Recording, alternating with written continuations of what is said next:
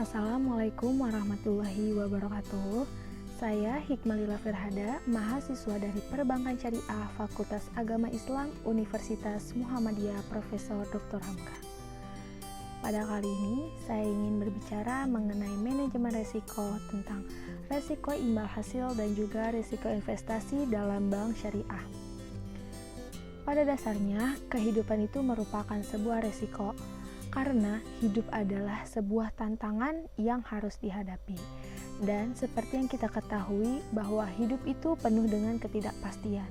Terkadang hal yang telah kita rencanakan dan kita inginkan itu menyimpang dari perkiraan atau menyimpang dari ekspektasi kita.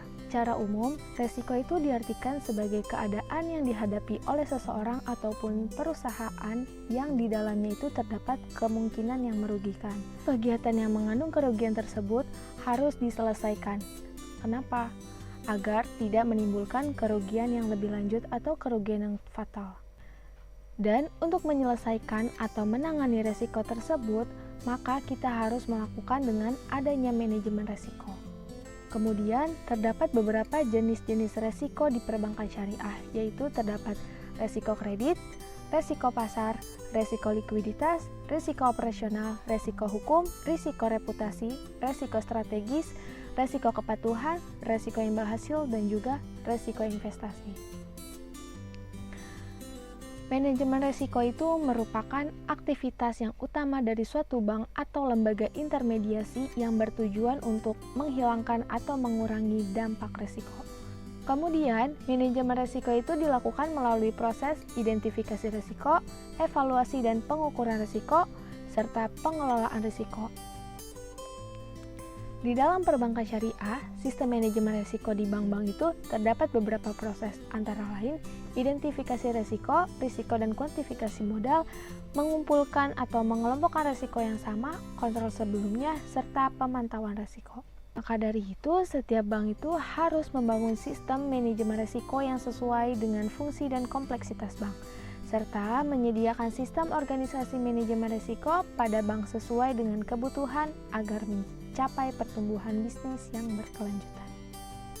Menurut Peraturan Bank Indonesia Nomor 13/23/PBI/2011 tentang penerapan manajemen resiko bagi bank umum syariah dan unit usaha syariah, dinyatakan dalam pasal 1 ayat 6 bahwa manajemen resiko adalah serangkaian metodologi dan prosedur yang digunakan untuk mengidentifikasi, mengukur, memantau, dan mengendalikan risiko yang timbul dari seluruh kegiatan usaha bank. Kemudian, penerapan manajemen risiko pada perbankan syariah itu disesuaikan dengan ukuran dan kompleksitas usaha serta kemampuan bank. Nah, kompleksitas usaha itu adalah keragaman dalam jenis transaksi produk atau jasa jaringan usaha. Kemudian, kemampuan bank itu meliputi kemampuan keuangan, infrastruktur pendukung, dan kemampuan sumber daya manusia. Hal terpenting dalam penerapan manajemen risiko yaitu mengenai kecukupan prosedur dan metodologi pengelolaan risiko, sehingga kegiatan usaha bank itu tetap dapat terkendali sesuai dengan batasnya yang dapat diterima dan juga pastinya menguntungkan bank. Di sini saya ingin menjelaskan mengenai risiko imbal hasil. Menurut Islamic Financial Service Board atau IFSB, yaitu resiko akibat peningkatan pada imbal hasil acuan atau benchmark yang dapat mempengaruhi ekspektasi tingkat imbal hasil yang diminta nasabah.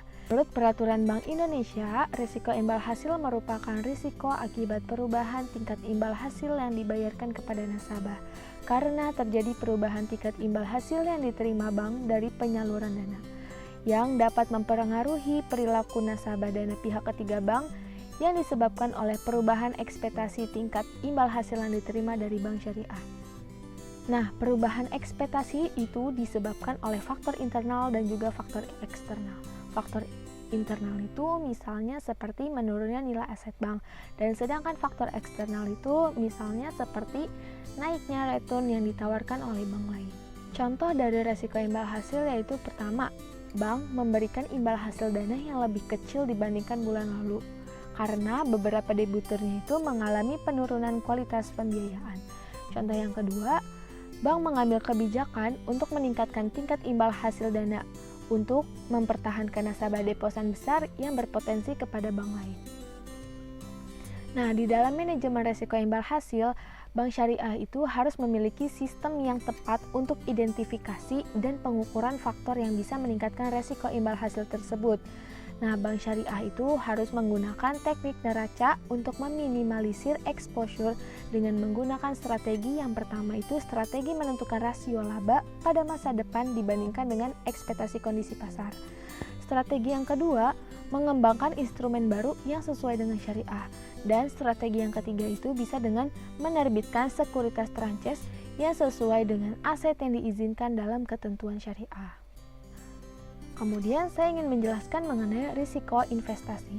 Menurut Peraturan Bank Indonesia Nomor 13/23/PBI tahun 2011, merupakan risiko akibat bank ikut menanggung kerugian usaha nasabah yang dibiayai dalam pembagian bagi hasil berdasarkan profit dan loss sharing. Nah, menurut Islamic Financial Service Board atau IFSB, resiko investasi itu merupakan resiko yang muncul dari kontrak kerjasama partisipasi modal dalam pembiayaan atau kegiatan bisnis dan di mana bank itu ikut menanggung resiko. Kemudian, terdapat prinsip-prinsip manajemen resiko investasi pada IFSB atau Islamic Financial Service Board. Pertama, bank syariah harus memiliki strategi, manajemen resiko, dan proses pelaporan yang memadai sehubungan dengan karakteristik resiko investasi termasuk investasi mudharabah dan investasi musyarakah. Yang kedua, bank syariah itu harus memastikan metodologi valuasi yang tepat dan konsisten dalam menilai potensi dampak dari metode perhitungan dan alokasi laba. Dan yang ketiga, bank syariah itu harus mendefinisikan dan menetapkan strategi keluar dalam kegiatan investasi modal mereka, termasuk kondisi perpanjangan dan pengembalian atas investasi mudharabah dan musyarakah berdasarkan persetujuan dari Dewan Pengawas Syariah. Kemudian terdapat beberapa contoh dari risiko investasi. Yang pertama, bank itu mengalami kerugian atas fasilitas pembiayaan mudharabah yang disalurkan kepada suatu nasabah yang bergerak di bidang usaha percetakan. Dan contoh yang kedua itu misalnya bank mengalami kerugian akibat nasabah yang bergerak di bidang usaha tekstil mengalami penurunan omset penjualan dalam beberapa bulan terakhir. Dan yang terakhir, saya ingin menjelaskan bahwa resiko imbal hasil dan juga resiko investasi itu merupakan resiko yang unik dan spesifik di bank syariah. Kenapa? Karena resiko tersebut tidak terdapat pada bank konvensional. Jadi di bank konvensional itu hanya terdapat 8 jenis resiko yang telah saya sebutkan. Sekian yang dapat saya sampaikan, kurang lebihnya mohon maaf. Assalamualaikum warahmatullahi wabarakatuh.